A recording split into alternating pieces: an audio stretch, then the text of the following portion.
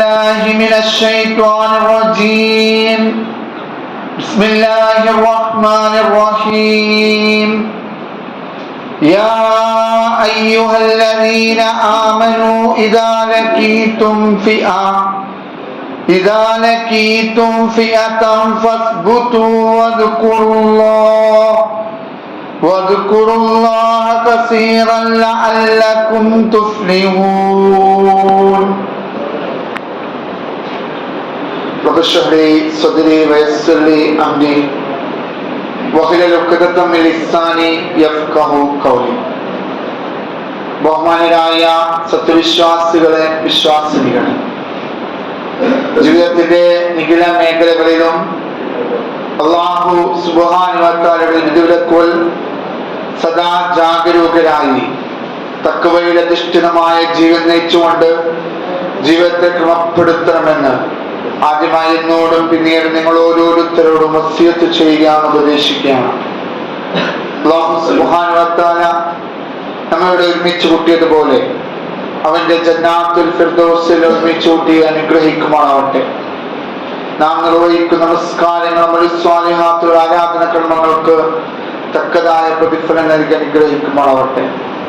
പരിശുദ്ധ റമളാനിൽ നാം നേടിയെടുക്കേണ്ട എല്ലാ ഈമാനികമായ ഊർജവും നേടിയെടുത്തുകൊണ്ട് പരിശുദ്ധ റമളാനിലെ ഈ അമൂല്യമായ നിമിഷങ്ങളെ, സമയങ്ങളെ കൃത്യമായി ഉപയോഗപ്പെടുത്തിക്കൊണ്ട് നാളെ പരലോകത്ത് റയ്യാൻ എന്ന കവാടത്തിലൂടെ സ്വർഗത്തിൽ പ്രവേശിക്കുവാൻ അല്ലാഹു നമുക്ക് തൗഫീഖ് നൽകി അനുഗ്രഹിക്കുമാറാവട്ടെ.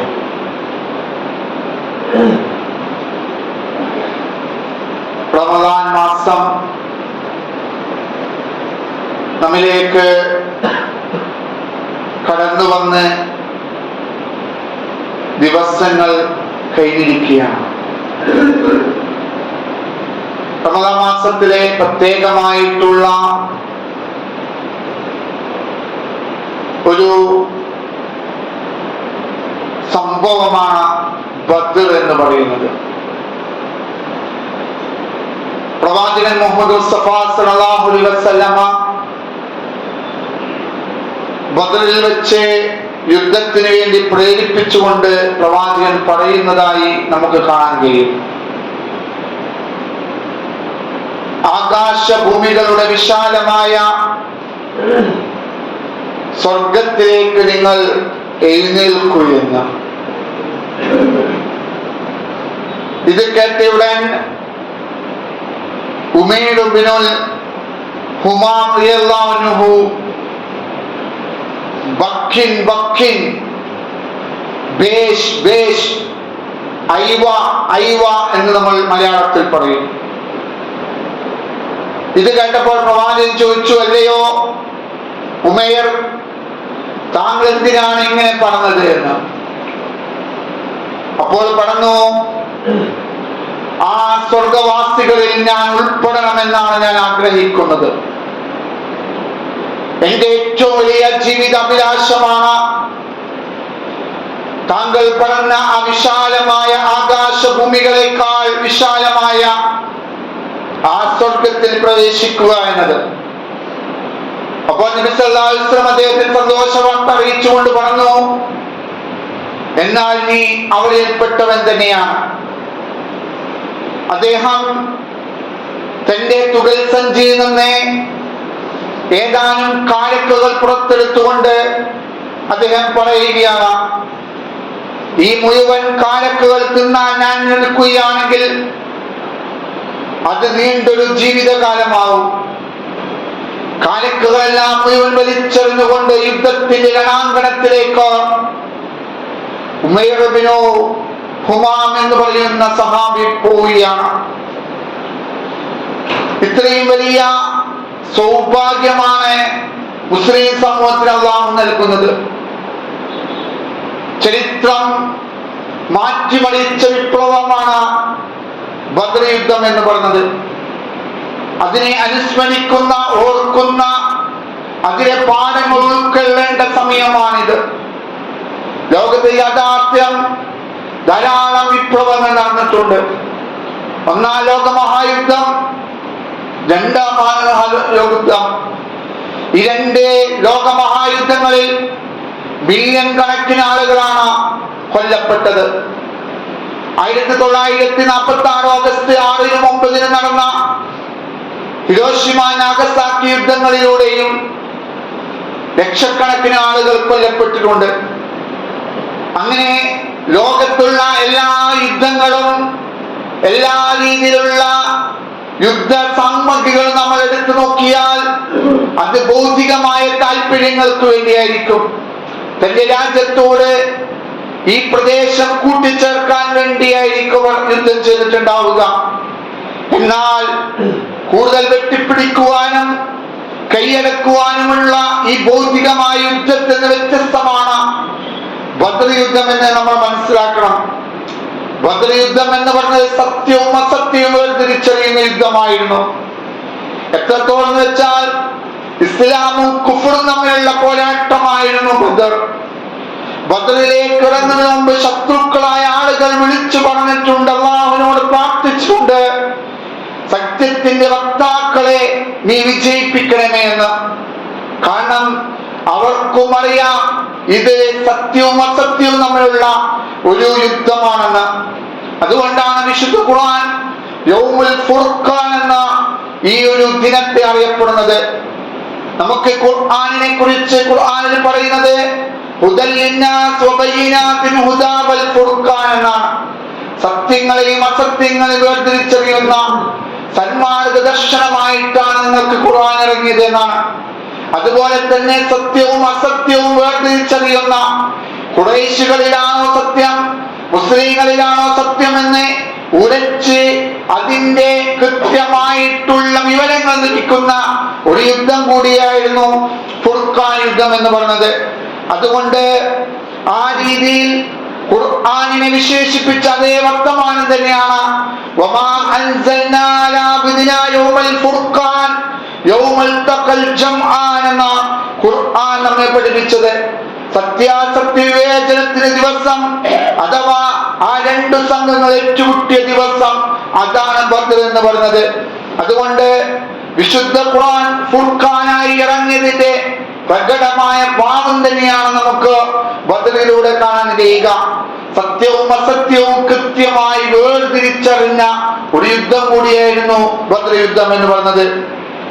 അത് വിശ്വാസികൾക്ക് അല്ലാഹുവുമായുള്ള സ്നേഹബന്ധത്തിന്റെ ആ ഒരു സ്നേഹത്തിന്റെ ആ ഒരു ഇഷ്കിന്റെ ആ ഒരു ഹുബിന്റെ വലിയ പ്രകടമായ രൂപമാണെന്ന് നമുക്ക് കാണാൻ കഴിയും. പോരാട്ട രംഗത്ത് ഹുനൈനും അല്ലാഹുവിനോടുള്ള അതുല്യമായ പ്രേമത്തിന്റെ അടയാളമാണെന്ന് മഹാകവി അല്ലാമ മുഹമ്മദ് ഇഖ്ബാൽ പാടുന്നുണ്ട്. സിദ്ദിഖേ ഖലീൽ ബി ഹേ ഇശ്ഖ് സബറേ ഹുസൈൻ മേ ബി ഇശ്ഖ് മാലികേ വജൂദ് മേ ബദറോ ഹുനൈൻ ബി ഹേ ഇശ്ഖ്. ബദറും ഹുനൈനും അല്ലാഹു സുബ്ഹാനഹു വ തആലയുടെ ആ ഒരു സ്നേഹത്തെ അടയാളപ്പെടുത്തുന്നതാണ്. ഖലീലുല്ലാഹി ഇബ്രാഹിം നബി അലൈഹിസ്സലാത്തു വസ്സലാമിന്റെ സത്യസന്ധതയും ഹുസൈനിന്റെ ക്ഷമയും ദിവ്യപ്രേമത്തിന്റെ മായാത്തരൂപമാണ് രണാങ്കണത്തിൽ ഹുനൈനിലൂടെയും ബദറിലൂടെയും നമുക്ക് ലഭിച്ചതെന്ന അല്ലാമ ഇഖ്ബാൽ പാടിയതായി നമുക്ക് കാണാൻ കഴിയും. അതുകൊണ്ട് തന്നെ ഖുർആൻ പറയുന്നുണ്ട്, നമ്മൾ വിചാരിക്കേണ്ടതില്ല വലിയൊരു സംഘമുണ്ടായാൽ അവിടെ യുദ്ധം വിജയിക്കുമെന്ന്. ഹുനൈൻ യുദ്ധത്തിൽ ഇസ്ലാമിന് പറ്റിയ വലിയ പ്രശ്നമായിരുന്നത് ശത്രുക്കളെക്കാൾ കൂടുതൽ ഹുനൈൻ യുദ്ധത്തിൽ മുസ്ലിങ്ങൾ ഉണ്ടായിരുന്നു. പക്ഷേ അവിടെ കമ്മിൻ ഫിയത്തിൻ ഖലീൽ ഗലബത്ത് ഫിയത്തിൻ കസീർ ബിഇദ്നില്ലാഹ്. അവിടെ ധാരാളം ആളുകൾ ഉണ്ടായിട്ട് കാര്യമില്ല. അവർ ഒന്നാണെങ്കിൽ ഒന്ന്, കുറച്ചാളുകളാണ് കുറച്ചാളുകൾ, അവർ ഈമാനുള്ളവരായിരിക്കണം. അതാണ് ബദ്രീങ്ങൾ നമ്മെ പഠിപ്പിക്കുന്നത്. അവർ 313 പേരെ ഉണ്ടായിരുന്നുള്ളൂ. ആയിരക്കണക്കിന് ആളുകൾ ഖുറൈശികൾ ഉണ്ടായിരുന്നു. എല്ലാവിധ ഭൗതികമായ സാഹചര്യങ്ങൾ ഉണ്ടായിരുന്നു. എല്ലാ രീതിയിലുള്ള എല്ലാ കുതിരകളും ഒട്ടകങ്ങളും എല്ലാ രീതിയിലുള്ള അമ്പെയ്ത്തുകാരും എല്ലാം ഉണ്ടായിരുന്നു ഖുറൈശികൾക്ക്. പക്ഷേ അല്ലാഹു സുബ്ഹാനഹു വ തആല കം മിൻ ഫിഅത്തിൻ ഖലീല, കുറച്ചാളുകളോട്, ആ കുറച്ചാളുകളിലൂടെ വലിയ സംഘത്തെ കീഴടക്കുമെന്ന് ബദറിലൂടെ നമ്മെ പഠിപ്പിക്കുകയാണ്. അവിടെ നാം മനസ്സിലാക്കണം, ബദറിലെ പ്രവാചകനോടൊപ്പം അനുയായിയായി നിൽക്കുന്ന മകനുണ്ടാകും. ഖുറൈശിയുടെ ഭാഗത്ത് അവരുടെ ഉപ്പയുണ്ടാകും. ആ ഉപ്പയെയാണ് അവർ ആദ്യം വെട്ടിയത് എന്ന് നമ്മൾ മനസ്സിലാക്കണം. അവരോടാണ് യുദ്ധം ചെയ്തത്. അവിടെ ഏതെങ്കിലും അർത്ഥത്തിലുള്ള ബന്ധത്തിനോ കുടുംബ ബന്ധത്തിനോ അല്ല ഇസ്ലാം വില കൽപ്പിച്ചത്, ആദർശ ബന്ധത്തിനാണെന്ന് നമ്മൾ മനസ്സിലാക്കണം. അഥവാ അവർ സ്വന്തം ജീവിതം ഇസ്ലാമിന് വേണ്ടി സമർപ്പിച്ച ആളുകളാണ് ബദറിലെ ആളുകൾ എന്ന് നമ്മൾ മനസ്സിലാക്കണം. നമുക്ക് ബദർ എന്ന് പറയുമ്പോ നമുക്ക് ആണ്ട് നേർച്ചകൾ മാത്രമാണ് നമ്മുടെ മുമ്പിലുള്ളത്. സത്യത്തിൽ ബദറിന്റെ പ്രസക്തി നമ്മൾ മനസ്സിലാക്കേണ്ടതുണ്ട്. അത് കേവലം ബദറിലൂടെയല്ല മനസ്സിലാക്കേണ്ടത്.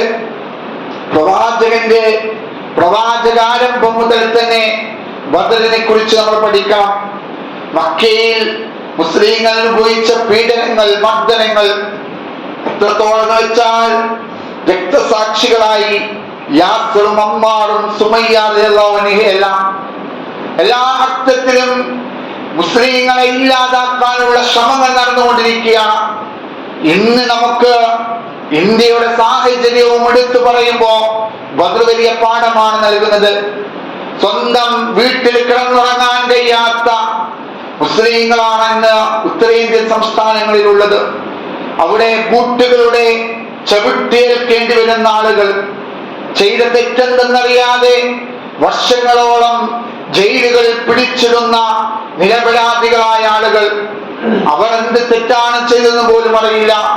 അവർ മുസ്ലിം ആയതെന്നതാണ് അവരുടെ തെറ്റ് എന്നത്.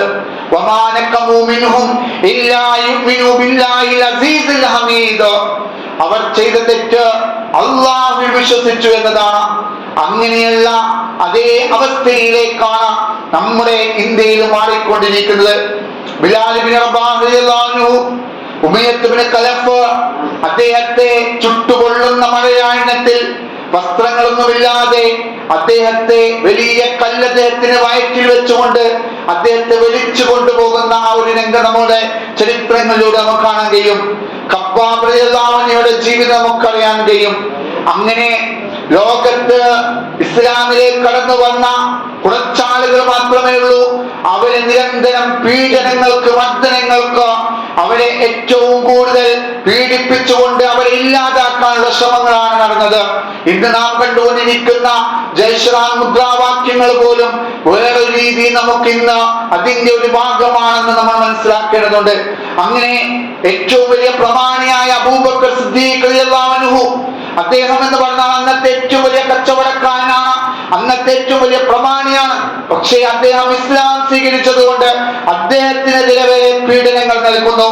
എത്രത്തോളം പ്രവാചകൻ നമസ്കരിക്കുന്ന സമയത്ത്, സുജൂദിലായ സമയത്ത് ഒട്ടകത്തിന്റെ ചീഞ്ഞളിഞ്ഞ കുടൽമാല അദ്ദേഹത്തിന്റെ മേത്തേക്ക് വലിച്ചെറിയുന്ന അവസ്ഥകൾ, അങ്ങനെ സ്വന്തം നാട്ടിൽ നിന്ന് പുറത്താക്കപ്പെടുന്ന അവസ്ഥ, അങ്ങനെ ത്വായിഫിലേക്ക് അഭയം തേടിക്കൊണ്ട് പ്രവാചകൻ പോകുന്ന അവസ്ഥ, അവിടെ നിന്ന് ത്വായിഫിലുള്ള അങ്ങാടി പിള്ളേരെ കൊണ്ട് പ്രവാചകനെ കല്ലെടുത്തെറിഞ്ഞുകൊണ്ട് പ്രവാചകൻ ആട്ടി ഓടിക്കുന്ന അവസ്ഥ, പിന്നീട് ശൈബ് അബീ താലിബിൽ പച്ചപ്പുല്ലുകൾ മാത്രം നിന്നുകൊണ്ട് ജീവിക്കേണ്ടി വന്ന ഒരു അവസ്ഥ. ഇങ്ങനെ നമ്മൾ എടുത്തു നോക്കിയാൽ സമൂഹത്തിലെ എല്ലാ ഭ്രഷ്ടുകളും എല്ലാ രീതിയിലുള്ള പ്രതിസന്ധി ഘട്ടങ്ങളിലൂടെ കടന്നു പോകുമ്പോഴാണ് അല്ലാഹു സുബ്ഹാനഹു വ തആല അവർക്ക് ഹിജ്റ ചെയ്യാൻ അവസരം ലഭിക്കുന്നത്. അങ്ങനെ അബിസ്സീനിയയിലേക്ക് പോകുന്നു. അബിസ്സീനിയയിൽ പോയി അവിടെയും ശത്രുക്കളായ ആളുകൾ അവരെ ഇല്ലാതാക്കാനുള്ള ശ്രമങ്ങൾ ആരംഭിക്കുന്നു. അങ്ങനെ എല്ലാ അർത്ഥത്തിലും ഹിജ്റ ചെയ്ത് അവർ മദീനയിലേക്ക് എത്തുകയാണ്. ത്വലഅൽ ബദ്റു അലൈനാ എന്ന് പറയുന്ന ആ ഒരു പാട്ടും പാടി ജനങ്ങളെല്ലാവരും ആ മദീനയിലുള്ള അൻസാരികളായ ആളുകൾ പ്രവാചകനെയും സഹാബാക്കളെയും സ്വീകരിക്കുകയാണ്. അങ്ങനെ അവർ നല്ല സ്വസ്ഥമായി ജീവിച്ചു കൊണ്ടിരിക്കുമ്പോഴാണ് വീണ്ടും മക്ക മുശ്രിക്കുകളുടെ ഉപദ്രവങ്ങൾ നടക്കുന്നത്. കേവലം ബദ്ർ എന്ന് പറയുന്ന ഒരു ദിനത്തെയല്ല, മറിച്ച് വർഷങ്ങളോളമുള്ള ആ ഒരു പ്രോസസ്സാണ് നമ്മൾ മനസ്സിലാക്കുന്നത്. അങ്ങനെ മക്കൾക്കാർ ഉബയ്യ് ഇബ്നു സുലൂൽ എന്ന് പറയുന്ന ഒരു മദീനയിലുള്ള ഒരാൾക്ക് ഒരു കത്ത് എഴുതുകയാണ്. എന്നിട്ട് പറയുകയാണ്, ഒന്നുകിൽ നിങ്ങൾ മുഹമ്മദിനോട് യുദ്ധം ചെയ്യുക, അല്ലെങ്കിൽ ഞങ്ങൾ ആ മുഹമ്മദിനെ നിങ്ങളുടെ നാട്ടിൽ നിന്ന് പുറത്താക്കുകയോ ചെയ്യുക. നിങ്ങൾ ഒന്നുകിൽ അദ്ദേഹത്തോട് യുദ്ധം ചെയ്യുക, അല്ലെങ്കിൽ മദീന നഗരത്തെ പുറത്താക്കുക എന്ന് പറഞ്ഞുകൊണ്ട് അവിടെയും സ്വൈര്യം തരുന്നില്ല, അവിടെ ഒരു സമാധാനം തരുന്നില്ല. അങ്ങനെ അവരുടെ സൗര ജീവിതത്തിനും സ്വസ്ഥതയ്ക്കും സമാധാനപൂർണമായ ജീവിതത്തിനും തുടരെ ചോദ്യങ്ങൾ ചോദിച്ചുകൊണ്ട് ചോദ്യം ചെയ്യപ്പെടാൻ തുടങ്ങിയപ്പോഴാണ് അവരെ ആ അർത്ഥത്തിൽ പീഡനങ്ങൾക്ക് മർദ്ദിതരായി മാറിക്കൊണ്ടിരിക്കുമ്പോഴാണ് പ്രവാചകനും സല്ലല്ലാഹു അലൈഹി വസല്ലമയും അനുചരന്മാരും ഒരു കാര്യം തീരുമാനിക്കുന്നത്. ബദർ യുദ്ധത്തിലേക്ക് കടന്നിട്ടില്ല. ബദർ യുദ്ധത്തിന് മുമ്പുള്ള അവസ്ഥകൾ നമ്മൾ മനസ്സിലാക്കണം. അവിടെ ഷാം എന്ന് പറയുന്ന സിറിയയിൽ മക്കക്കാർ അവരുടെ കച്ചവടാവശ്യാർത്ഥം യാത്ര ചെയ്യുന്നത് മദീനക്കരികിലൂടെയാണ്. ഷാമിലേക്ക് പോകണമെങ്കിൽ മദീനയിലൂടെയാണ് പോകേണ്ടത്. അങ്ങനെ ഈ മക്കക്കാര് പ്രവാചകനോട് മദീനയിലുള്ള മുസ്ലിം സമൂഹത്തോടും കാണിച്ച കാർക്കശ്യമായ നിലപാടിൽ അയവ് വരുത്തുന്നില്ലെങ്കിൽ മദീനക്കരികിലൂടെ അവർക്ക് സമാധാനപരമായി കടന്നു പോകാൻ കഴിയരുത് എന്ന് തീരുമാനിക്കുകയും അങ്ങനെ പ്രതിരോധം തീർക്കുകയാണ് പ്രവാചകനും സഹാബാക്കളും ചെയ്തത്. അങ്ങനെ അവർ ചെറു സംഘങ്ങളെ ഇവരെ പേടിപ്പിക്കാൻ വേണ്ടി നിയോഗിച്ചതായി നമുക്ക് ചരിത്രത്തിൽ കാണാൻ കഴിയും. അങ്ങനെ അവരെ പേടിപ്പിക്കാൻ വേണ്ടി ഖുറൈശികളെ ഈ അർത്ഥത്തിലൊന്ന് ഭയപ്പെടുത്താൻ വേണ്ടി ഇവരെ തീരുമാനിച്ചു. കുറച്ചു കഴിഞ്ഞപ്പോ അബൂ സുഫിയാൻ സംഘവും ഷാമിൽ നിന്ന് മദീനക്കരികിലൂടെ മക്ക ലക്ഷ്യം വെച്ച് വരികയാണ്. അവരുടെ ഏറ്റവും വലിയ കച്ചവടത്തിന്റെ വലിയ രീതിയിലുള്ള കച്ചവട സമ്പത്തുമായിട്ടാണ് അവർ വരുന്നത്. അങ്ങനെ പ്രവാചകനും സഹാബാക്കളും അവരെ ലക്ഷ്യം വെക്കാൻ വേണ്ടി ഒരുങ്ങുകയാണ്. അപ്പോൾ തന്നെ അബൂ സുഫിയാൻ വിവരം ലഭിക്കുകയാണ്. അബൂ സുഫിയാൻ അപ്പോൾ തന്നെ മറ്റൊരാളെ വെച്ച് തന്റെ പ്രതിനിധിയെ മക്കയിലേക്ക് അയച്ചുകൊണ്ട് പറയുന്നു, കച്ചവട സംഘത്തെ മുസ്ലിങ്ങൾ കൊള്ളയടിക്കുകയാണ്, സഹായത്തിനായി ഓടി വരിക എന്ന്. ഇത് കേട്ടപ്പോ ഖുറൈശികൾ ആകെ ആളിളകി. കാരണം അവരുടെ എല്ലാം കച്ചവടം, അവരുടെ എല്ലാം സമ്പത്ത് ഈ കച്ചവട സംഘത്തോടൊപ്പം ഉണ്ടായിരുന്നു. അതിന്റെ ഓരോ ഓഹരിയും അവരുടേതായിരുന്നു. അതുകൊണ്ട് ഖുറൈശി തലവന്മാർ ഒരു യുദ്ധത്തിന് കോപ്പുകൂട്ടി. അബൂ സുഫിയാൻ കച്ചവട സംഘം രക്ഷപ്പെട്ട സമയത്ത് യുദ്ധം വേണ്ട എന്ന് പറഞ്ഞ് തിരിച്ചു വരികയായിരുന്നു. അപ്പൊ അബൂജഹൽ പറഞ്ഞു, മുഹമ്മദിനെയും അവന്റെ അനുയായികളെയും കഥ ജയിക്കാൻ അവരെ ഈ ഭൂമിയിൽ നിന്ന് നാമാവേശമാക്കാനുള്ള അവസരമാണിത്. അതുകൊണ്ട് ഒരു കാരണവശാലും യുദ്ധത്തിന് പിന്മാറുകയില്ല എന്ന് പറഞ്ഞുകൊണ്ട് അബൂജഹലിന്റെ ഒറ്റ ശാഠ്യത്തിലാണ് അവർ യുദ്ധത്തിന് പോകുന്നത്. അങ്ങനെയാണ് ബദർ യുദ്ധം സംഭവിച്ചതെന്ന് നമ്മൾ മനസ്സിലാക്കാം. അല്ലാതെ പെട്ടെന്ന് പോയി ആക്രമിക്കുകയോ പെട്ടെന്ന് പോയി ഖുറൈശികളെ ഇല്ലാതാക്കുകയോ ചെയ്യുന്ന ആ ഒരു ബൗദ്ധികമായ ഒരു യുദ്ധതന്ത്രമായിരുന്നില്ല ഇത്. അതുകൊണ്ട് തന്നെ യുദ്ധം അനിവാര്യമായി. മക്കക്കാരാണെങ്കിൽ ആയിരക്കണക്കിന് ആളുകൾ സർവസന്നദ്ധരായി സേനകളായി അവർ വന്നുകൊണ്ടിരിക്കുകയാണ്. വ്യത്യസ്തമായ സേനാ വിഭാഗങ്ങൾ അവർക്കുണ്ട്. അപ്പോ സ്വാഭാവികമായും മുസ്ലിങ്ങൾ എന്ന് പറയുന്ന ഈ 313 പേരെ യുദ്ധത്തിന് തയ്യാറാവേണ്ട നിർബന്ധിതാവസ്ഥയിലേക്ക് എത്തി. അങ്ങനെ അല്ലാഹു സുബ്ഹാനഹു വ തആല ആ യുദ്ധത്തിനുള്ള കളം ഒരുക്കുകയാണ്. അങ്ങനെ ബദറിൽ വെച്ച പ്രവാചകനെ അതുപോലെ തന്നെ മുസ്ലിങ്ങൾക്ക് നൽകിയ അനുഗ്രഹങ്ങൾ നമുക്ക് എടുത്തു പറയാൻ കഴിയും. അഥവാ സ്വന്തം ജീവൻ ബലിയർപ്പിച്ചുകൊണ്ട് അവർ ഇസ്ലാമിന് വേണ്ടി രക്തസാക്ഷിത്വം കുതിച്ചവരാണവർ. ആ രക്തസാക്ഷിത്വം കുതിച്ചവരുടെ ഈമാനാണ് അവിടെ പ്രാധാന്യമെന്ന് നമ്മൾ മനസ്സിലാക്കണം. അത് ഒന്നാമതായി മുസ്ലിങ്ങൾക്ക് നൽകിയ അനുഗ്രഹം എന്ന് പറഞ്ഞത് അവർക്ക് ആശ്വാസമായ ഒരു നല്ല മഴ ലഭിക്കുകയാണ്. അതോടെ അവരുടെ മനസ്സിന് ധൈര്യം സംഭവിക്കുകയാണ്. وَيُنَزِّلُ عَلَيْكُم مِّنَ السَّمَاءِ مَاءً لِيُطَهِّرَكُم بِهِ وَلِيَرْبِطَ عَلَى قُلُوبِكُم. അവരുടെ മനസ്സിന് ഒരു സ്ഥൈര്യവും ധൈര്യവും ലഭിക്കുകയാണ്. അത് അതേസമയം ഈ മഴ ശത്രുക്കൾക്ക് വലിയ പ്രയാസങ്ങളാവുന്നു. അവർ പാട്ടുമാറ്റുമായി അവർ ആഘോഷിച്ചുകൊണ്ടിരിക്കുമ്പോഴാണ് മഴ പെയ്യുന്നത്. അവിടെ ആ സ്ഥലം മൊത്തം ചളിക്കുളമായി മാറുന്നു. അതേസമയം മുസ്ലിങ്ങൾ തമ്പടിച്ച ഭാഗത്ത് ആ മഴ പെയ്തപ്പോ ആ മണ്ണ് നല്ല രീതിയിൽ അവിടെ സന്തുലിതമായി മാറുകയാണ് ചെയ്യുന്നത്. അതോടൊപ്പം തന്നെ മുസ്ലിങ്ങളുടെ കണ്ണിൽ ശത്രുക്കളുടെ എണ്ണം കുറച്ചു കാണിക്കുകയും ചെയ്തു. അല്ലാഹ് ചെയ്തു കൊടുക്കുന്ന അനുഗ്രഹങ്ങളാണിത്. അല്ലാഹുവിന്റെ മാർഗത്തിൽ നിങ്ങൾ ജീവിക്കാൻ, നിങ്ങൾ ജീവത്യാഗം ചെയ്യുവാൻ സന്നദ്ധരാണെങ്കിൽ നിങ്ങൾക്ക് അല്ലാഹുവിന്റെ അടുത്ത് നിന്ന് നിങ്ങൾക്ക് ബിഗൈരി ഹിസാബ് കണക്കില്ലാത്ത അനുഗ്രഹങ്ങൾ ലഭിക്കും. അങ്ങനെ മുസ്ലിങ്ങളുടെ കണ്ണിൽ 1000 എന്ന് പറയുന്നത് 100ഉം 50ഉമായി അവരുടെ കണ്ണിലേക്ക് അവരെ കുറിച്ച് കാണിച്ചു കൊടുക്കുകയാണ്. വൈദ് യുരീകുമൂഹും ഇദിൽ തഖൈതും ഫീ അയുനികും ഖലീല. മൂന്നാമതായി ശത്രുക്കൾ മരിച്ചു വീഴുന്ന സ്ഥലം നബി സല്ലല്ലാഹു അലൈഹി വസല്ലമ സഹാബികൾക്ക് നേരത്തെ കാണിച്ചു കൊടുക്കുകയാണ്.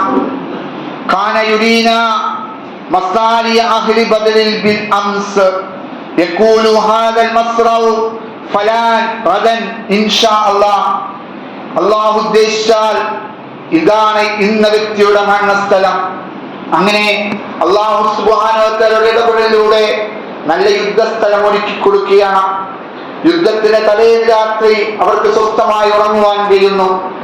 അങ്ങനെ അവർക്ക് യുദ്ധത്തിന്റെ എല്ലാ വിധത്തിലുള്ള സംവിധാനങ്ങളും ചെയ്തുകൊണ്ട് അല്ലാഹു ആ ചെറിയ സംഘത്തെ വലിയ സംഘത്തിൽ നിന്ന് രക്ഷപ്പെടുത്തുകയാണ്, വിജയം നൽകുകയാണ് ചെയ്യുന്നത്.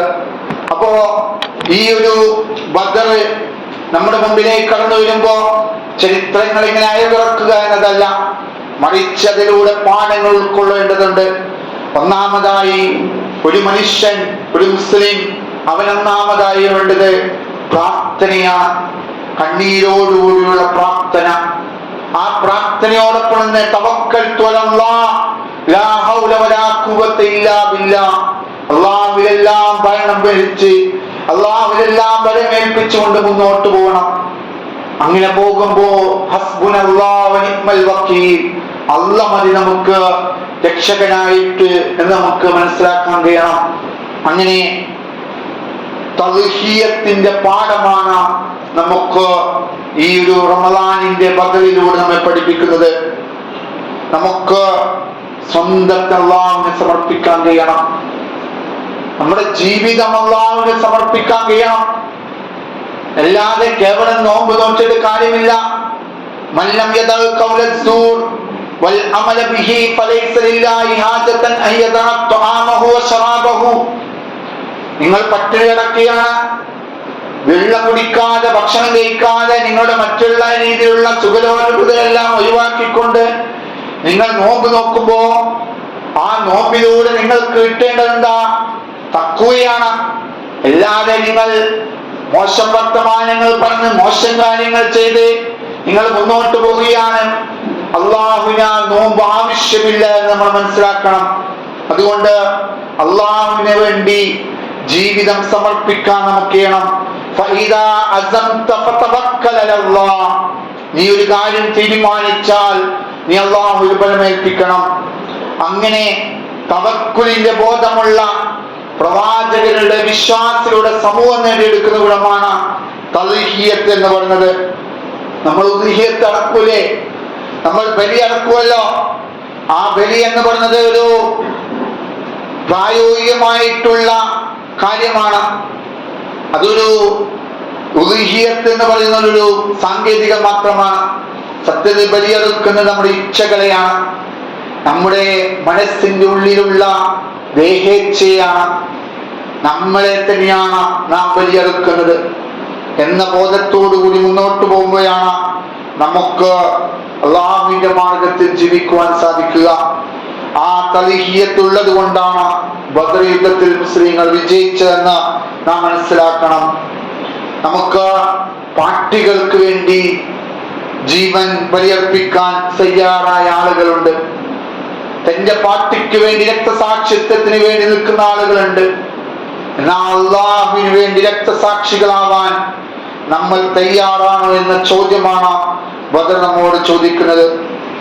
അങ്ങനെ അള്ളാഹുവിന് വേണ്ടി നാം സമർപ്പിക്കുവാൻ നമ്മുടെ ജീവിതം ഒഴിഞ്ഞു വെച്ചാൽ അള്ളാഹു ഉറപ്പായി നമ്മെ സഹായിക്കും. വിജയം റബ്ബ് നമുക്ക് ഉറപ്പ് നൽകിയാണ്. അതുകൊണ്ട് അള്ളാഹുവിൽ ബലമേൽപ്പിച്ചുകൊണ്ട് നിരന്തരമായ പ്രാർത്ഥനകൾ മുഴുകിക്കൊണ്ടാണ് ജീവിക്കേണ്ടത്. അതിന് പ്രവാചകൻ നമുക്ക് വലിയ മാതൃകയാണ്. ബദറിന്റെ സമയത്ത് ഖുറൈശി പടയെ നേടുന്നതിന് മുമ്പ് പ്രവാചകൻ തന്റെ തോളത്തുള്ള തുണി നിലത്തു വീഴുമാറ് അള്ളാഹുവിലേക്ക് കൈകൾ ഉയർത്തി പ്രാർത്ഥിച്ചു എന്ന് നമുക്ക് കാണാൻ കഴിയും. ഒരേ ഒരു പ്രാർത്ഥനയാണ് പ്രവാചകൻ പ്രാർത്ഥിച്ചത്. ആ പ്രാർത്ഥന നീണ്ട സമയം ആവർത്തിച്ചു. അല്ലാഹുമ്മ അൻജിസ്ലി മാ വഅദ്തനി, അല്ലാഹുവേ നീ എനിക്ക് വാഗ്ദാനം ചെയ്തത് എനിക്ക് നീ നിറവേറ്റി തന്നാലും, അല്ലാഹുമ്മ ആതി മാ വഅദ്തനി, അല്ലാഹുവേ നീ എനിക്ക് വാഗ്ദാനം ചെയ്തത് ഈ സമയം എനിക്ക് നീ നൽകിയാലും, അല്ലാഹുമ്മ ഇൻ തഹ്ലിക ഹാദിൽ ഹിസാബ മിൻ അഹ്ലിൽ ഇസ്ലാം ലാ തഅഉദു ഫിൽ അർള്, ഇനി അല്ലാഹുവേ ഈ ചെറിയ സംഘത്തെ നീ നശിപ്പിച്ചാൽ നീ മാത്രം ആരാധിക്കപ്പെടുന്ന അവസ്ഥയുണ്ടാകില്ല നാഥ എന്ന് അത്രയും ഉറപ്പോടുകൂടി പ്രവാചകൻ പ്രാർത്ഥിച്ചു. അങ്ങനെ ആ പ്രാർത്ഥന കണ്ട് വേദന തോന്നി അബൂബക്കർ സിദ്ദീഖ് റളിയല്ലാഹു പ്രവാചകനോട് പറയുന്നുണ്ട്, പ്രവാചകരെ മതി, പ്രവാചകരെ താങ്കൾ ഇത്ര പ്രാർത്ഥിച്ചാൽ മതി എന്ന് പറഞ്ഞുകൊണ്ട് അദ്ദേഹത്തിന്റെ കൈകൾ താഴ്ത്തുന്നില്ലെന്ന് നമുക്ക് ചരിത്രത്തിലൂടെ കാണാൻ കഴിയും. ആ പ്രാർത്ഥന എന്ന് പറയുന്ന വിശ്വാസിയുടെ ആയുധമാണ് ഇവിടെ അള്ളാഹുവിന്റെ റസൂൽ നമുക്ക് പഠിപ്പിച്ചിരുന്നത്. ബദർ എന്ന് പറയുമ്പോ എല്ലാം അള്ള ചെയ്യുമെന്നല്ല, മൻജദ്ദ വജദ എന്നതാണ്. പരിശ്രമിച്ചവർക്കേ വിജയുള്ളൂ. അള്ളയാണ് അള്ള വിജയിപ്പിക്കുമെന്ന് വിചാരിച്ചുകൊണ്ട് ഒരു മുന്നൊരുക്കങ്ങളുമില്ലാതെ ഒരു രീതിയിലുള്ള പ്രാർത്ഥനയുമില്ലാതെ മുന്നോട്ട് പോയിട്ട് കാര്യമില്ല. കൃത്യമായി അല്ലാഹു നമുക്ക് ഉത്തരം നൽകണമെങ്കിൽ നാം പ്രാർത്ഥനയിലും സന്നദ്ധതയിലും തവക്കുലിലും മുന്നൊരുക്കങ്ങളിലേക്കും സ്വന്തത്തെ തൗഹീദ് ചെയ്യാൻ ബലിയർപ്പിക്കാൻ നമ്മൾ തയ്യാറാവേണ്ടതുണ്ട്. അങ്ങനെ ഈ ബദർ യുദ്ധത്തിന് അല്ലാഹു സുബ്ഹാനഹു വ തആല അല്ലാഹുവിന്റെ റസൂലിന് പ്രാർത്ഥനയ്ക്ക് ഉത്തരം നൽകുന്നത് സൂറത്തുൽ അൻഫാലിലൂടെ നമ്മൾ പഠിപ്പിക്കുന്നുണ്ട്. ഇത് തസ്തഈസൂന റബ്ബക്കും ഫസ്തജാബ ലക്കും അന്നി മുമിദ്ദുക്കും ബിഅൽഫിൻ മിനൽ മലായികത്തി മുർദിഫീൻ. നിങ്ങൾ നിങ്ങളുടെ രക്ഷിതാവിനോട് സഹായം തേടിയിരുന്ന സന്ദർഭം ഓർക്കുക. തുടരെ തുടരെ 1000 മലക്കുകളെ അയച്ചുകൊണ്ട് ഞാൻ നിങ്ങൾക്ക് സഹായം നൽകുന്നതാണെന്ന് അവനപ്പോൾ നിങ്ങൾക്ക് മറുപടി നൽകി. അങ്ങനെ യുദ്ധവേളയിൽ അല്ലാഹുവിന്റെ സഹായമായി മലക്കുകൾ ഇറങ്ങുകയും വിശ്വാസികളോടൊപ്പം യുദ്ധത്തിൽ പങ്കുകൊള്ളുകയും ചെയ്തു. ഇൻ തസ്ബിറൂ വതത്തഖൂ വയഅതൂകും മിൻ ഫൗരിഹിം ഹാദാ യുമിദ്ദുകും റബ്ബുകും ബിഖംസതി ആലാഫിൻ മിനൽ മലായികതി മുസബ്ബിബീൻ. ആലിമ്രാനിലൂടെ അല്ലാഹു സുബ്ഹാനഹു വ തആല പഠിപ്പിക്കുകയാണ്, നിങ്ങൾ ക്ഷമ അവലംബിക്കുകയും സൂക്ഷ്മത പാലിക്കുകയുമാണെങ്കിൽ ശത്രുക്കൾ ഈ നിമിഷം തന്നെ നിങ്ങളുടെ അടുത്ത് വന്നെത്തിയാലും നിങ്ങളുടെ നാഥൻ പ്രത്യേക അടയാളങ്ങളുള്ള 5000 മലക്കുകളാൽ നിങ്ങളെ സഹായിക്കുമെന്ന് ഉറപ്പു നൽകുകയാണ് ചെയ്തത്. സഹാബികൾ വാളുകൊണ്ട് വീശുമ്പോൾ ശത്രുക്കളെല്ലാം വെട്ടേറ്റ് വീഴുമാർ മലക്കുകൾ യുദ്ധത്തിൽ ഏർപ്പെട്ടു എന്ന് നമുക്ക് കാണാൻ കഴിയും. അതുകൊണ്ട് നാം ബദറിലൂടെ പഠിക്കേണ്ട പ്രാർത്ഥനയാണത്, പഠിക്കേണ്ട പാഠമാണത്. അങ്ങനെ പ്രവാചകൻ ഒരു പിടി മണ്ണ് വാരിയെറിഞ്ഞപ്പോൾ മുഴുവൻ ശത്രുക്കളുടെ കണ്ണിലും എത്തി എന്നതും അല്ലാഹുവിന്റെ സഹായമാണ്. ഇത് അള്ള വിചാരിക്കണം. അള്ള ഒരു കാര്യം തീരുമാനിച്ചാൽ അത് നടപ്പിലാവും. കുൻ ഫയക്കുൻ എന്നതാണ്. ഞാൻ നേരത്തെ പറഞ്ഞതുപോലെ പ്രാർത്ഥന കൊണ്ട് മാത്രം പള്ളിയിലേക്കല്ല വേണ്ടത്, കൃത്യമായ കൂടിയാലോചന വേണം. പ്രവാചകനും സഹാബാക്കളും കൂടിയിരുന്നു. അവർ എന്താണ് ചെയ്യേണ്ടതെന്ന് കൃത്യമായി ആലോചിച്ചു. അങ്ങനെ വിശ്വാസികൾ ചിലർ പറഞ്ഞു, കച്ചവട സംഘത്തെ നമുക്ക് നേരിടാം. നബി സല്ലല്ലാഹു അലൈഹി വസല്ലം പറഞ്ഞു, നമുക്ക് വേറെ രീതിയിൽ ചെയ്യാമെന്ന്. അപ്പോൾ തന്നെ മുഹാജിറുകളിൽ നിന്ന് മിഖ്താദ് ബിൻ അംർ എഴുന്നേറ്റുകൊണ്ട് പറയുകയാണ്, അള്ളാഹുവിന്റെ ദൂതരെ, നാഥൻ എങ്ങോട്ട് തിരിക്കാനാണോ കൽപ്പന നൽകിയത് അങ്ങോട്ട് തന്നെ തിരിച്ചാലും അങ്ങോട്ട് തന്നെ കുതിച്ചാലും ഞങ്ങൾ അങ്ങയുടെ കൂടെയുണ്ട്. വല്ലാഹി ലാ നഖൂലു ലക മിസ്ലു മാ ഖുൽത ബനൂ ഇസ്രായീൽ മൂസ. മൂസയോട് ബനൂ ഇസ്രായേൽ സമൂഹം പറഞ്ഞതുപോലെ ഒരിക്കലും ഞങ്ങൾ പറയില്ല. ഇദ്ഹബ് അൻത വറബ്ബുക ഫഖാതില ഇന്നാ ആഹുനായി ഖായിദൂൻ. നീയും നിന്റെ റബ്ബും പോയി യുദ്ധം ചെയ്യ്, ഞങ്ങൾ ഇവിടെ ഇരിക്കാമെന്ന് ഞങ്ങൾ ഒരിക്കലും പറയുകയില്ല എന്ന് പറയുന്നു. മുഹാജിറുകൾ പറഞ്ഞപ്പോ പ്രവാചകൻ അൻസാറുകളോട് ചോദിക്കുകയാണ്. അപ്പോൾ മദീനയിലുള്ള അൻസാറുകൾ പറയുകയാണ്, അല്ലാഹുവിന്റെ റസൂലേ, ഖദ് ആമന്നാ ബിക ഫസദഖ്നാക വശഹദ്നാ അൻമാ ജിഅത ബിഹി ഹുവൽ ഹഖ്. അല്ലാഹുവിന്റെ ദൂതരെ, ഞങ്ങൾ അങ്ങിൽ വിശ്വസിച്ചവരാണ്. അങ്ങ് ഞങ്ങളുമായി സമുദ്രത്തിൽ എടുത്തു ചാടുവാനാണ് പറയുന്നതെങ്കിൽ ഞങ്ങൾ നിങ്ങളോടൊപ്പം സമുദ്രത്തിൽ ചാടും. അവിടെ വേറെ വർത്തമാനമില്ല. താങ്കൾ എന്താണോ നമ്മോട് പറയുന്നത് അത് ഞങ്ങൾ ചെയ്യുമെന്ന് പറഞ്ഞുകൊണ്ട് അവരും സപ്പോർട്ട് നൽകുകയാണ് ചെയ്തത്. അതാണ് ഇസ്ലാം പഠിപ്പിക്കുന്നത്. കൃത്യമായ കൂടിയാലോചന ഉണ്ടാവണം. അതുപോലെ തന്നെ മനുഷ്യന് സാധ്യമായത് ചെയ്യുകയും വേണം. അല്ലാഹ് രക്ഷപ്പെടുത്തുമെന്ന് പറഞ്ഞുകൊണ്ട് വെറുതെ കൈകെട്ടിയിരിക്കുകയല്ല അവർ ചെയ്തത്. ശത്രുക്കൾ എത്ര ആളുണ്ടെന്ന് പ്രവാചകൻ അന്വേഷിക്കുന്നു. കൃത്യമായ എണ്ണം കിട്ടാത്തപ്പോൾ അവിടെ ഏകദേശം എത്ര ഒട്ടകത്തെ അറുക്കുന്നുണ്ടെന്ന് നോക്കാൻ വേണ്ടി പറയുന്നു. അങ്ങനെ അവർ 1000-ന് മുകളിലുണ്ടെന്ന് പ്രവാചകൻ കണക്കൂട്ടുകയാണ്. അങ്ങനെ മുസ്ലിങ്ങൾ ആദ്യം തമ്പൊരിച്ച പ്രദേശം എന്ന് പറഞ്ഞത് മണൽ പരപ്പുകളും കാലുകൾ താഴേക്ക് പൂണ്ടുപോകുന്നതുമായിരുന്നു. അങ്ങനെ ഹുബാബിന് മുന്നിൽ ചോദിക്കുന്നുണ്ട്, പ്രവാചകരെ, താങ്കൾ എടുത്തിരിക്കുന്ന ഈ സ്ഥലം വഹീന്റെ അടിസ്ഥാനത്തിലാണോ?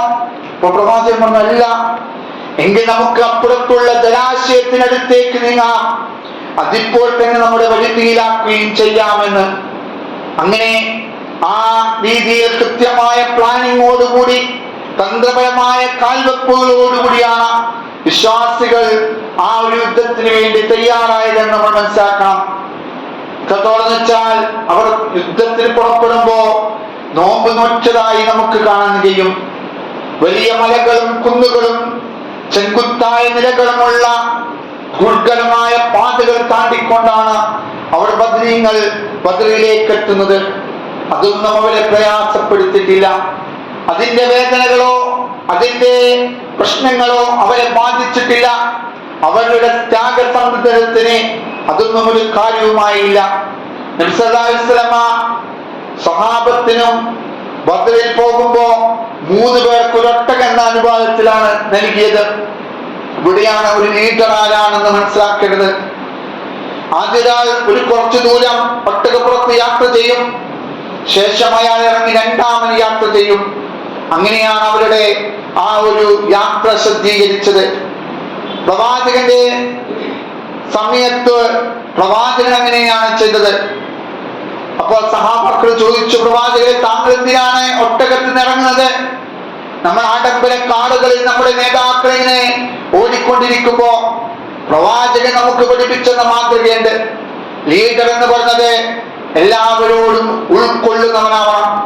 പ്രവാചകനോട് പറഞ്ഞു, പ്രവാചകരെ, താങ്കൾ ഒട്ടകത്തിൽ കയറുക, താങ്കൾ ഒരിക്കലും നടക്കാൻ പാടില്ല, ഒട്ടകത്തിന് തുടരണം എന്ന് പറഞ്ഞപ്പോ പ്രവാചകൻ പറഞ്ഞത്, എനിക്കും വേണ്ടേ നിങ്ങളോടൊപ്പം നടന്നതിനുള്ള പ്രതിഫലം എന്നത്.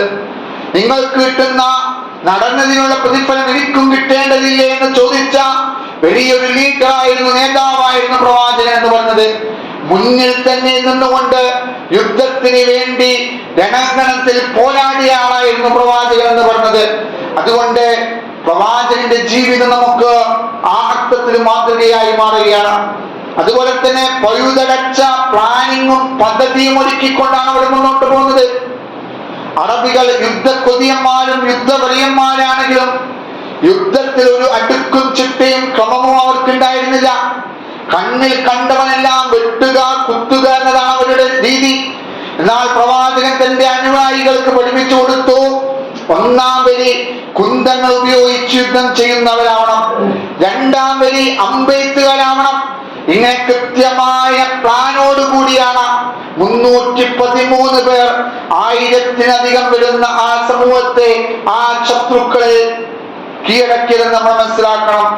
അതുകൊണ്ട് നമ്മുടെ ജീവിതത്തിലും കൃത്യമായ പ്ലാനോടുകൂടി മുന്നോട്ട് പോകാൻ കഴിയണം. മറ്റൊന്ന്, ഐക്യമുണ്ടാവണം. നമുക്ക് ബദർ യുദ്ധത്തിന്റെ പരസ്പരമായ സ്നേഹത്തിന്റെ കഥകൾ നമുക്ക് കാണാൻ കഴിയും. അവർ തമ്മിൽ വലിയൊരു ഐക്യമായിരുന്നു ഉണ്ടായിരുന്നത്. ഐക്യമില്ലെങ്കിൽ നിങ്ങൾ നിങ്ങളുടെ കാറ്റ് പോകുമെന്നാണ് പഠിപ്പിച്ചത്. അതുകൊണ്ട് കൃത്യമായ ഐക്യത്തോടു കൂടിയായിരിക്കണം നമ്മൾ മുന്നോട്ട് പോകേണ്ടത്. നമ്മൾ ഇന്ന് വഖഫിന്റെ പേരിൽ വലിയ പ്രശ്നങ്ങൾ നടന്നുകൊണ്ടിരിക്കുകയാണ്. ഉത്തരേന്ത്യൻ സംസ്ഥാനങ്ങളിൽ ഹോളിയുടെ ആഘോഷവുമായി ബന്ധപ്പെട്ട് നമ്മുടെ മതപരമായ അവകാശം നിഷേധിച്ചുകൊണ്ടിരിക്കുകയാണ്. എത്രത്തോളം വെച്ചാൽ മതേതരത്വം എന്ന് പറയുന്ന രാജ്യം ഇന്ന് മതകീയമായ രാജ്യമായി മാറിക്കൊണ്ടിരിക്കുകയാണ്. ഏകശിലാത്മകമായൊരു മതത്തിന്റെ ആളുകളായി നമ്മുടെ ഭരണകർത്താക്കൾ മാറിക്കൊണ്ടിരിക്കുകയാണ്. ഈ സമയത്ത് നമ്മൾ തമ്മിൽ പ്രശ്നങ്ങളും ആശയങ്ങളിലും പ്രശ്നങ്ങൾ ഉണ്ടാകും. ആ ആശയങ്ങളിലുള്ള വൈചാത്യങ്ങൾക്കനുസരിച്ച് തന്നെ നാം പരമാവധി ഐക്യപ്പെടേണ്ട സമയമാണത്. നാം സ്വയം പരിചയപ്പെടുന്ന തൗഹീദിന്റെ ആളുകളായതുകൊണ്ട് തന്നെ ഫിഖി മസ്അലകളുടെ പേരിലുള്ള ചെറിയ രീതിയിലുള്ള ആശയ ഭിന്നതകൾ മാറ്റിവെച്ചുകൊണ്ട് നാം എല്ലാ അർത്ഥത്തിലും ഒന്നിച്ചു നിൽക്കേണ്ട സമയമാണിത്. അല്ലെങ്കിൽ നമ്മുടെ ജീവിതത്തിൽ ഐക്യമില്ലെങ്കിൽ നമ്മുടെ ജീവിതം തന്നെ ഇല്ലാതാക്കാനുള്ള വലിയ ഗൂഢപദ്ധതികൾ നടക്കുന്നുണ്ട് എന്ന കാര്യം നാം മനസ്സിലാക്കണം. ആ അർത്ഥത്തിൽ ബദ്ർ യുദ്ധത്തിലൂടെ നാം നേടിയെടുക്കേണ്ട എല്ലാ അറിവുകളും പാഠങ്ങളും നമ്മുടെ ജീവിതത്തിൽ പകർത്തുവാൻ നമുക്ക് ചെയ്യട്ടെ. അല്ലാഹു സുബ്ഹാനഹു വ തആല നമുക്ക് തൗഫീഖ് നൽകി അനുഗ്രഹിക്കുമാറാവട്ടെ. വഖുലി ഖൗലി ഹാദാ അസ്തഗ്ഫിറുല്ലാഹി ലി വലക്കും ഇന്നഹു ലഗഫൂറുർ റഹീം.